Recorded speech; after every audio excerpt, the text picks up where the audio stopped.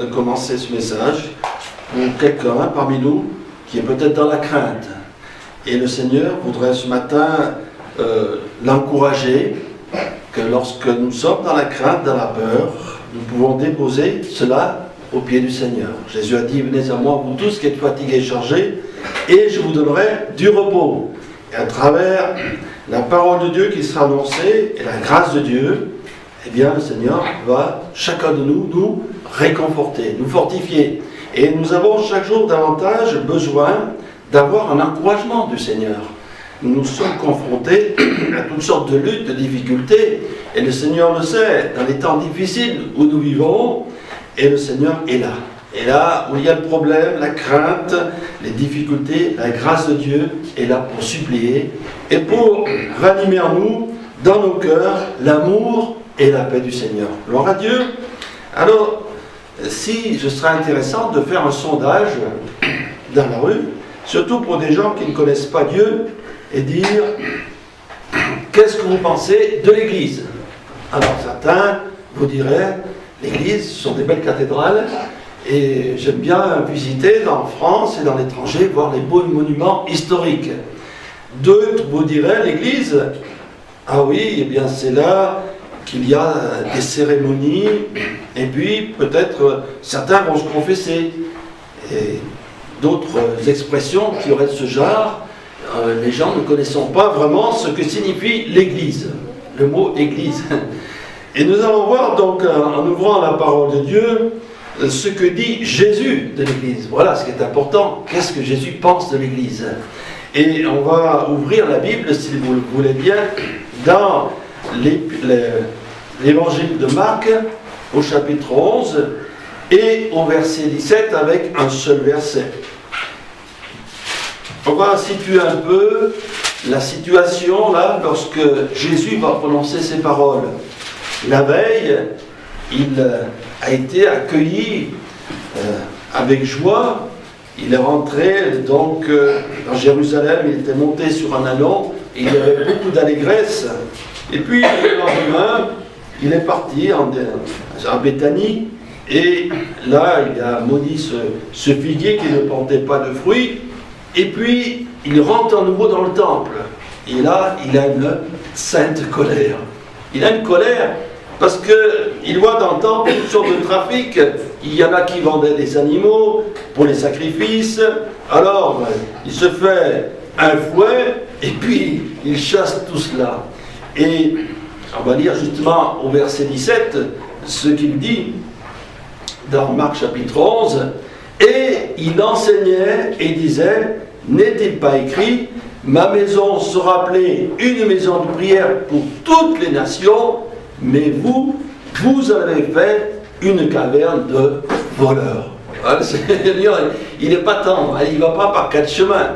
Et si vous voulez vraiment progresser dans la foi, il faut accepter ces paroles fortes qui vont à contre-courant, qui nous bousculent un peu. C'est bien, il faut qu'ils nous secouent un peu, parce qu'on est dans nos petites habitudes, nos petits conforts, nos petites philosophies. Alors l'évangile, il va à contre-courant.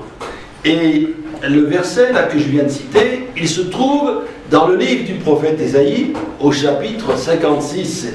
Et voilà.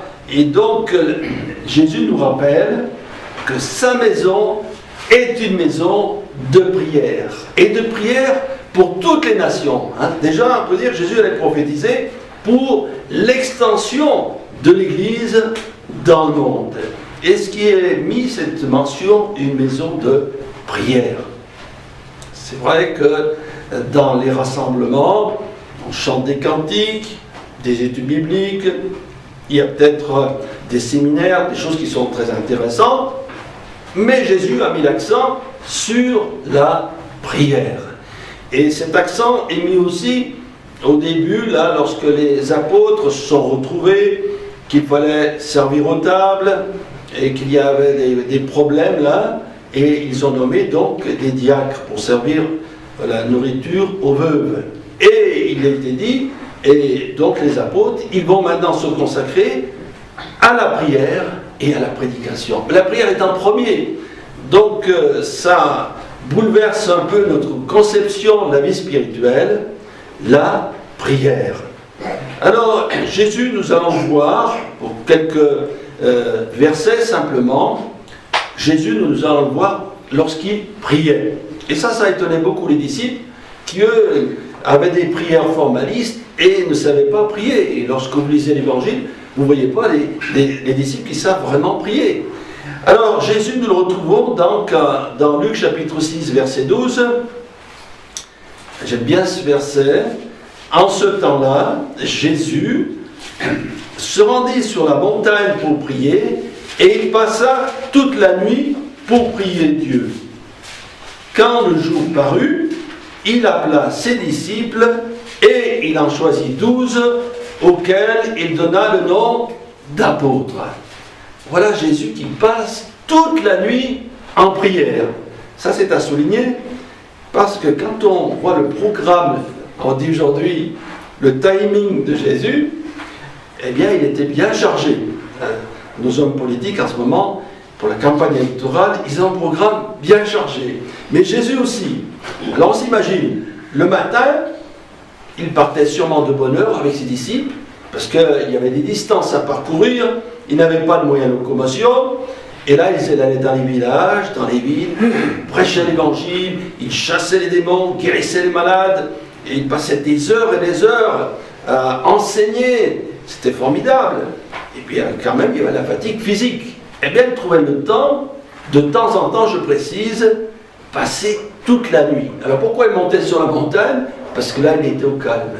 Et c'est vrai, lorsqu'on monte sur la montagne, on est bien. Il n'y a pas de bruit, la nature est merveilleuse. Et là, il a combattu. Là, déjà, nous avons donc un exemple pour nous, pour comprendre l'importance de la prière et la prière persévérance. Nous retrouvons, bien sûr, dans l'Évangile, je n'ai pas cité tous les versets où on parle de la prière de Jésus, mais je vais citer simplement celui-ci.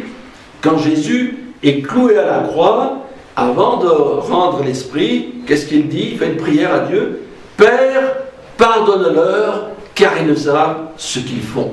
Et en voit, c'est extraordinaire, même là, souffrant sur la croix, il trouve la force pour prier encore une fois.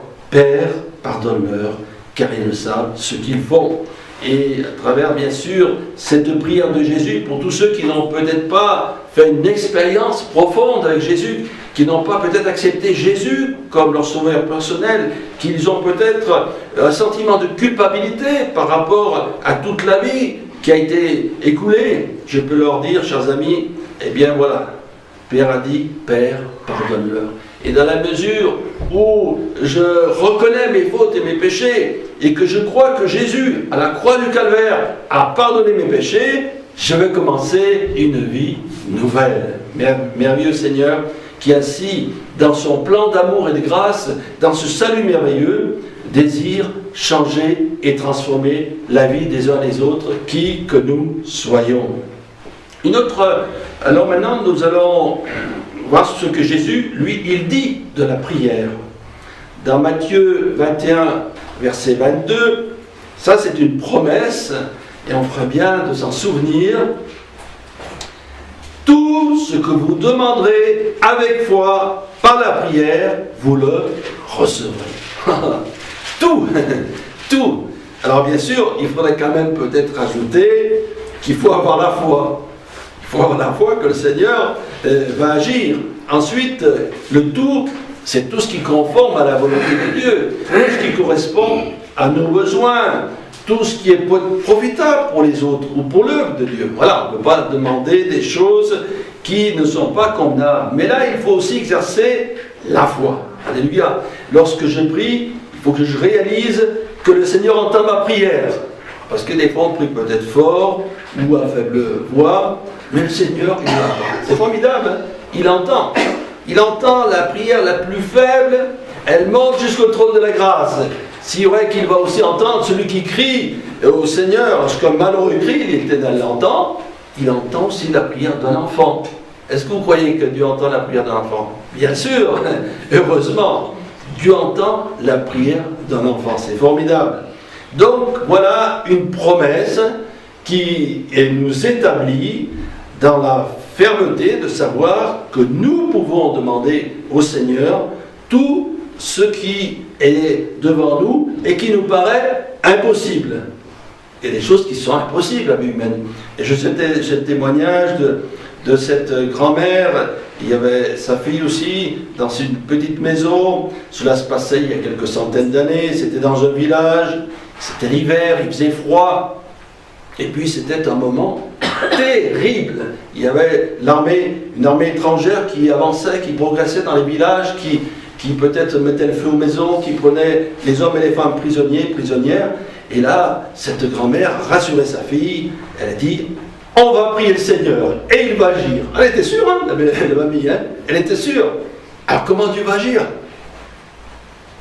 Tout simplement, la nuit il est tombé beaucoup de neige, tellement de neige que devant la porte d'entrée, eh bien, personne ne pouvait rentrer ni sortir. Ça fait que les soldats, quand sont arrivés dans le village, ils n'ont pas pu rentrer dans la maison. Voilà, Dieu a ses méthodes. Comme avec Gédéon, Dieu a ses méthodes. Mais pour nous, exerçons la foi. Béni soit son nom. Alors, il y a d'autres prières que le Seigneur demande que nous fassions dans Luc 27, verset 23. Voilà une autre prière que le Seigneur nous demande de faire. Mais je vous dis, à vous qui m'écoutez, aimez vos ennemis, faites du bien à ceux qui vous haïssent, bénissez ceux qui vous maudissent, priez pour tous ceux qui vous maltraitent. C'est facile? Non. Non, c'est pas facile. Priez pour nos ennemis. Remarquez, Jésus, lui, il a prié sur la croix. Je viens de vous le dire. Hein? Il a prié. Et nous pouvons, là, bien sûr, lorsque nous sommes dans un conflit, et parfois on est innocent, on va dire du mal de nous faussement, comme a dit Jésus, on va s'en prendre à nous parce qu'on est chrétien. Que va-t-on faire? Eh bien, on va demander la grâce de Dieu. Là où ma bonne volonté ne peut pas aller, parce que c'est trop difficile pour moi, je vais demander au Seigneur qu'il m'accorde sa grâce, sa compassion. Et finalement, ceux qui vont me faire du mal, eh bien, je dis après tout, ils ne savent pas ce qu'ils font. C'est ce que j'ai dit. Père, pardonne-leur, car ils ne savent pas ce qu'ils font. Et c'est des hommes et des femmes qui ont besoin de la grâce de Dieu aussi. Donc, je vais prier pour eux. Voilà. Tout simplement, je vais prier pour eux. Et souvent, lorsqu'on fait cette prière vers ceux qui nous causent des problèmes et des difficultés, plusieurs sont touchés. Parce qu'ils voient qu'on ne réagit pas de la même façon. La première réaction, c'est la colère, c'est la violence, voilà. Et puis, la deuxième réaction, c'est de dire, ah oui, mais ça ne va pas être un bon témoignage. Ça ne sert à rien que je me mette en colère. Je vais simplement, eh bien, prier pour eux. Amen. Une autre prière que le Seigneur nous invite à faire, elle concerne les temps actuels. Je ne sais pas ce que vous en pensez, mais je crois qu'on est dans les temps de la fin et dans les temps difficiles. C'est à la fois les temps de la fin et les temps difficiles. Et l'avenir devant nous, humainement parlant, il n'est pas bien bon, dans tous les sens. Alors, le Seigneur nous dit, dans Matthieu 26, 41, lors de son discours du sermon sur la montagne, veillez et priez sur le mont des Oliviers, veillez et priez, afin que vous ne tombiez pas dans la tentation, l'esprit bien disposé, mais la chair est faible. Voilà, ça concerne les temps de la fin, ça concerne aussi lorsqu'on est tenté par le diable. Et dans les temps de la fin, il y aura toutes sortes de tentations, donc il faut prier. Le diable, il paraît fort, mais Jésus, il a vaincu la croix. Est-ce que vous le croyez? Ouais, il a vaincu la croix. Donc il est, on peut dire, déchu de ses fonctions. Il exerce encore ses fonctions, mais par le nom de Jésus, eh bien, je peux le repousser. Jésus, devant la tentation, il a cité la parole de Dieu, et il a fait même, va-t'en, va-t'en. Alors qu'est-ce qu'on peut faire quand on a la tentation?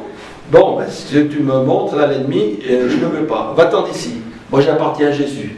Voilà, je suis un enfant du Seigneur. Il faut exercer, on peut dire, une autorité face à l'ennemi qui nous arrive. Et lorsqu'il voit cette autorité, il recule.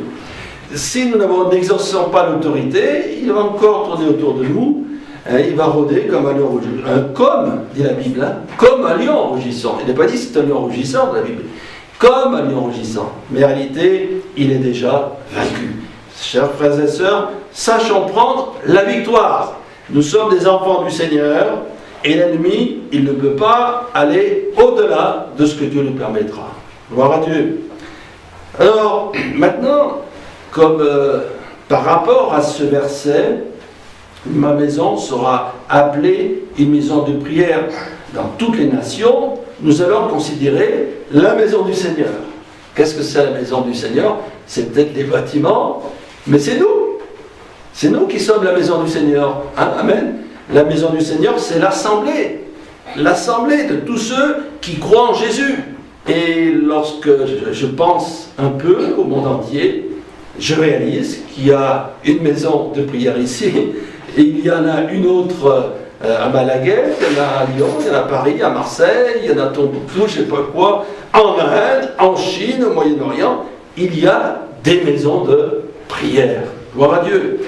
Et c'est là la force de l'Église, c'est ces rassemblements où justement l'Église va prier. Alors bien sûr, on peut englober dans la prière l'adoration, la louange, l'intercession, tout cela c'est la prière. Mais nous allons voir une prière bien spécifique qui est très intéressante. Oh, il y en a. Vous savez, dans la Bible, il y a beaucoup d'exemples. Moi, j'ai pris celle qu'il y a dans les livres des Actes des Apôtres, au chapitre 4 et au verset 29. Nous retrouvons donc cette église naissante confrontée à une opposition. Voilà, il est question d'opposition d'Hérode et Ponce Pilate. Et nous retrouvons donc Pierre et Jacques qui se font arrêter, qui passent devant le Sanhédrin. Et heureusement, ils ont prié pour eux, ils ont été relâchés. Et l'Église prend conscience de l'opposition. Lorsque, on peut dire, on vit peut-être sa vie chrétienne tout doucement, tranquillement, il n'y a pas beaucoup d'opposition. Mais là, il ne faut pas oublier que, remplis de l'Esprit de Dieu, les apôtres annonçaient la parole de Dieu avec puissance. Et ça dérange un ennemi, toujours le même, qui va s'opposer à ce que l'évangile progresse. S'il y en a un qui ne veut pas que les gens soient sauvés, que leur vie soit transformée, c'est l'ennemi de notre âme. Voilà. Alors, lorsqu'ils ont été enfin libérés, ils se retrouvent avec l'Église qui va prier. Alors, on retrouve ici un extrait de cette prière qu'on peut lire, parce que ça serait un peu long de lire toute la prière de cette Église. C'est dans Actes des Apôtres, au chapitre 4, verset 29. Voilà, je m'imagine là, toute cette Église, on ne savait pas combien ils étaient. Vous savez que les premières églises, c'était dans les maisons. Pardon, 150, 200 ans après Jésus-Christ, les réunions se faisaient dans les maisons. Et il disait là, dans cette prière, « Et maintenant, Seigneur, vois leurs menaces et donne à tes serviteurs d'annoncer ta parole avec une pleine assurance, en étendant ta main, pour qu'ils se fassent des guérisons, des miracles et des prodiges, par le nom de ton saint serviteur Jésus. » Voilà une prière centrale de la maison de Dieu. La maison de prière, c'est de prier pour ceux qui annoncent l'Évangile. Alors on dit, mais pourquoi ils ne connaissent pas assez la Bible, il faut que je prie pour eux. Non, la Bible, je pense qu'ils la connaissent. Aujourd'hui, les prédicateurs, les pasteurs, les missionnaires, les apôtres, tous ceux qui vont partout annoncer l'Évangile, ils connaissent apparemment la Bible. Alors pourquoi faut-il prier? Parce qu'il y a une opposition.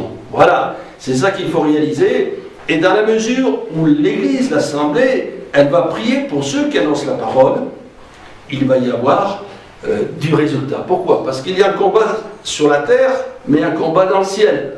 Il y a un combat spirituel dans le ciel. Il y a une opposition. Et là, il est besoin que l'Église, elle prie, et elle prie avec assurance. Imaginez-vous un missionnaire et sa femme, peut-être, et ses enfants qui sont appelés à partir dans une tribu lointaine d'Afrique, d'Océanie, etc. Dieu les a appelés à aller dans cette tribu. Supposons que cette tribu n'a jamais entendu parler de l'Évangile. Donc, nous voilà, ce missionnaire et ses enfants qui se trouvent là, dans une ville où il y a de la magie, de la sorcellerie, de l'occultisme. Il y a toutes sortes de puissances des ténèbres qui tiennent ces gens dans l'ignorance et parfois dans toutes sortes de rites qui sont mauvais. Eux, ils vont annoncer l'Évangile. S'il n'y a pas des chrétiens qui prient pour eux, eh bien, non seulement ils peuvent ne pas réussir, mais il peut leur arriver des ennuis, parce que l'adversaire va mettre de l'opposition. Alors, voilà une des raisons pour laquelle nous devons prier pour tous ceux qui annoncent l'Évangile, tous ceux qui annoncent la parole de Dieu, quel qu'il soit, pour que cette parole, eh bien, puisse progresser. Ensuite, il y a une deuxième raison, c'est que nous sommes dans un domaine spirituel. On entend peut-être des beaux discours, des conférences dans ce monde. C'est des choses intéressantes, il faut dire la vérité, tout n'est pas mauvais. Mais ça concerne les choses de ce monde. Mais lorsqu'il s'agit des choses de Dieu, les hommes et les femmes ont leur cœur en généralement fermé, endurci. Donc il faut prier pour que cette parole puisse convaincre les cœurs. Voilà la difficulté. Parce qu'on peut annoncer l'évangile comme cela, mais ce qui est important, c'est que les gens soient convaincus. Alors, pour nous, personnellement, et j'espère pour chacun de nous, lorsque nous avons une vie, j'appelle ça convenable de prière, lorsqu'on a un bon témoignage autour de nous, on va parler à quelqu'un de l'évangile, et sûrement qu'il va peut-être être touché. Mais après, il faut aller plus loin. Il faut que ce cœur bien disposé entende la parole de Dieu et que cela puisse aller au fond de son cœur. Voilà un peu la difficulté, c'est que cette parole devienne une parole puissante et qu'elle agisse dans les vies. Gloire à Dieu. D'ailleurs, l'apôtre Paul, il nous dit ceci dans Colossiens, au chapitre 4 et au verset 3. Et Paul, l'apôtre Paul, bien qu'il soit apôtre, sans cesse il demande qu'on prie pour lui. Pourtant, c'est un homme érudit. Il a été élevé au pied de Gamaliel. Il connaît beaucoup de choses. Il sait parler plusieurs langues. Alors pourquoi Paul demande que l'on prie pour lui? Parce que justement, il est confronté à des difficultés. D'ailleurs, lorsque l'apôtre Paul va donner sa biographie, il a été persécuté, on a essayé de le lapider. On voit vraiment qu'il y a des positions. Et qu'est-ce qu'il nous dit là? Il demande... il va dire, percé par dans Colossiens, dans le chapitre 4, verset 3, voilà ce qu'il dit. Persévérez dans la prière, veillez-y avec action de grâce, priez en même temps pour nous, afin que Dieu nous ouvre une porte pour la parole, en sorte que je puisse annoncer le mystère de Christ. À ce moment-là, Pierre, il est enchaîné, il est en prison. Et il ne peut pas faire grand-chose. Alors, il prie il demande que les chrétiens prient, afin qu'ils puissent être libérés et qu'une porte s'ouvre pour lui. Voilà, une porte s'ouvre, c'est un terme un peu spirituel, mais là, ça veut nous dire simplement une possibilité qui s'ouvre à lui. Et ça nous concerne aussi, l'Église, ici ou ailleurs. Nous devons prier pour que nous ayons des facilités et l'opportunité d'annoncer l'Évangile. Voilà. Parce qu'on dit, tiens, ça serait bien qu'il y ait une œuvre à tel endroit, d'accord, mais enfin, faut-il après qu'il y ait les éléments pour que cette œuvre commence. Qu'il y ait, on peut dire, si on veut faire une campagne d'évangélisation, qu'il y ait des autorisations pour que l'Évangile soit annoncé. Voilà, il y a certaines choses dont nous avons besoin. Il faut parfois des autorisations du maire ou à trouver un local, et parfois c'est difficile, etc. Donc, là, on prie en disant, Seigneur, il est bon qu'une œuvre s'implante, mais tu vois, Seigneur, les difficultés, ou alors cette campagne d'évangélisation, on va dire, Seigneur, tu vois, on va faire un gros effort d'évangélisation, on a besoin de telle autorisation, de telle chose, Seigneur, aide-nous. Gloire à Dieu. Et nous allons voir aussi, concernant donc ce thème, dont Jésus a dit, ma maison sera appelée une maison de prière, les prières que nous pouvons formuler. Là, c'est en tant qu'Église et en tant qu'individu. Alors, dans la première Timothée, au chapitre 2, vous connaissez, j'espère bien, ce texte qui est très connu. Voilà, Timothée. Et d'ailleurs, c'est intitulé « La prière pour tous les hommes ». Voilà.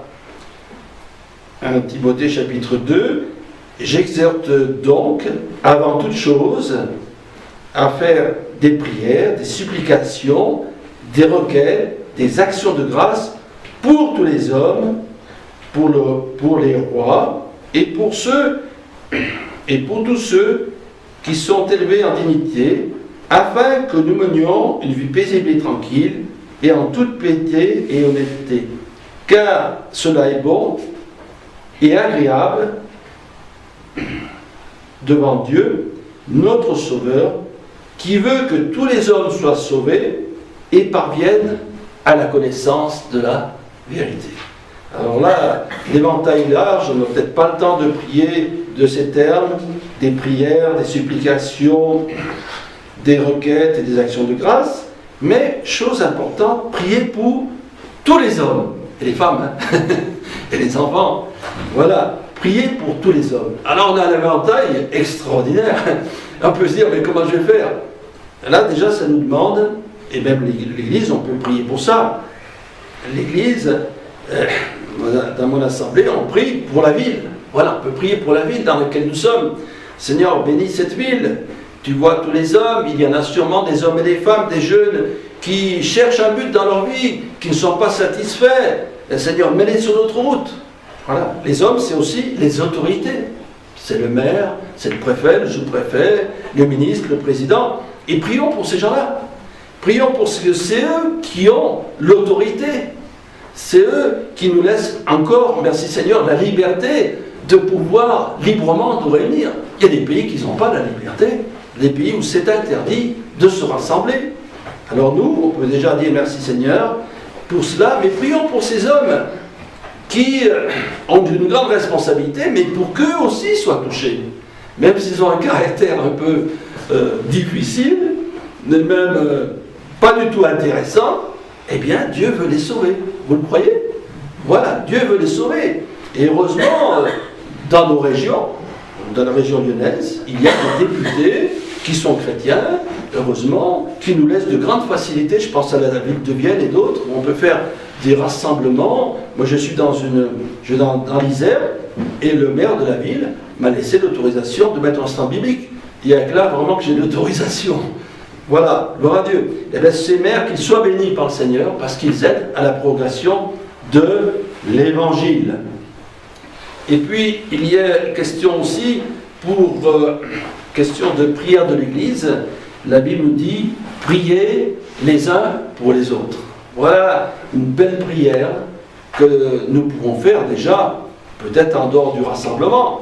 Mais là, lorsqu'on se rassemble, il y a des problèmes, il y a des chrétiens qui sont malades, il y en a d'autres qui ont des grands soucis, toutes sortes de difficultés, eh bien l'Église, elle doit prier, vous ne croyez pas? Et lorsque l'on prie de cette façon, il se passe des choses intéressantes. Moi, je vous ai dit parfois que j'ai eu le témoignage de plusieurs chrétiens. Lorsqu'on commence le culte, on prie pour ceux qui sont malades, qui sont souffrants, et certains ont été guéris simplement parce qu'on a prié le dimanche matin pour eux. Voilà. Et voilà, Dieu fait comme il veut, mais il est là, le Seigneur qui intervient. Et c'est très important, parce que l'Église, c'est le corps de Christ. Amen. L'Église, eh bien, Jésus la voit de son ciel de gloire, et il désire qu'elle soit unie, qu'elle soit dans l'amour. L'amour, comment je peux le manifester? Eh bien, que je m'intéresse aux uns aux autres. Bon, il y a tel frère et telle sœur, je m'entends bien avec eux, je suis un ami, comme Jésus avait des amis. Il avait Marthe, Marie, Lazare, c'était les amis de Jésus. On peut en avoir des affinités plus proches. Mais même si je n'ai pas d'affinité, je sais qu'il y a un frère et une sœur qui a un problème, je prie de tout mon cœur. Hein. Je m'adresse à Dieu pour qu'il y ait la bénédiction et la délivrance. Alors tout cela nous encourage à chacun de nous à vraiment nous motiver et de dire maintenant je vais me consacrer davantage à la prière. J'ai un timing, il a bien pris, à telle heure, tel truc, machin. Je dois aller à tel endroit. Alors, je ne sais pas si vous êtes comme moi, de temps en temps, comme on dit, je débranche, stop, maintenant je vais prier. C'est difficile, hein. C'est pas dans notre nature, et si le Seigneur insiste, je sais que c'est difficile. Voilà, c'est difficile de prier, alors je sais que le Seigneur nous demande de le faire, je vais me tenir devant le Seigneur, et je vais apporter aussi ma famille. Quand j'ai dit tous les hommes, c'est aussi nos familles, nos voisins. Voilà. Dieu, il accepte tout le monde. Quelqu'un va venir chez nous, il va faire une installation, on va peut-être lui parler du Seigneur. Eh bien, prions pour lui. Voilà. Et puis, on va peut-être lui donner un petit traité, un petit feuillet, quelque chose sur l'évangile, ou un évangile, et puis voilà, pour que son cœur soit touché. Voilà, c'est de cette manière que l'Église sera forte dans les temps difficiles, et en plus, par la prière, c'est là qu'elle va se développer. Si vous lisez tous les récits concernant le réveil, eh bien, tous les récits concernant le réveil, à la base, il y a eu la prière, et pas une petite prière. Des hommes et des femmes se sont mis pendant des mois, des années, ils ont prié pour qu'il y ait vraiment un souffle du Seigneur, l'Esprit, dans cette ville ou dans le pays, et ça s'est produit. Gloire à Dieu. Alors, pour chacun de nous, le Seigneur veut nous aider, et à travers la prière, nous verrons de grandes choses. Il y a ce que nous voyons, ce que nous ne voyons pas, et le Seigneur, il prépare de bonnes choses, dans la mesure où je vais m'investir, je vais prier le Seigneur, même si j'ai d'autres activités chrétiennes, je dis, bon, la prière c'est important, et je ne vais pas prier peut-être une fois, mais je vais prier 2 ou 3 fois par jour, si je peux, même rendre grâce au Seigneur à table et d'autres occasions, et ainsi le Seigneur pourra se glorifier, non seulement dans ma vie, mais dans tout mon entourage, et j'aurai la joie de voir des hommes se tourner vers Christ. Amen. Merci Seigneur, parce que ta maison est une maison de prière, et nous nous sommes assemblés dans ce lieu pour te prier, il est vrai, et nous voulons continuer à le faire, réalisant, Seigneur, que tu veux, au travers de la prière, agir puissamment dans nos vies, mais autour de nous, Seigneur. Alors vraiment, visite-nous, fortifie-nous, fais-nous du bien, Seigneur. Encourage-nous, encourage ton peuple, et donne-nous de prier pour tous ceux qui annoncent ta parole, afin qu'ils le fassent avec assurance, et ainsi que les cœurs soient touchés. Que ton nom soit béni et glorifié, Seigneur, dans le beau nom de Jésus. Amen. Dieu vous bénisse.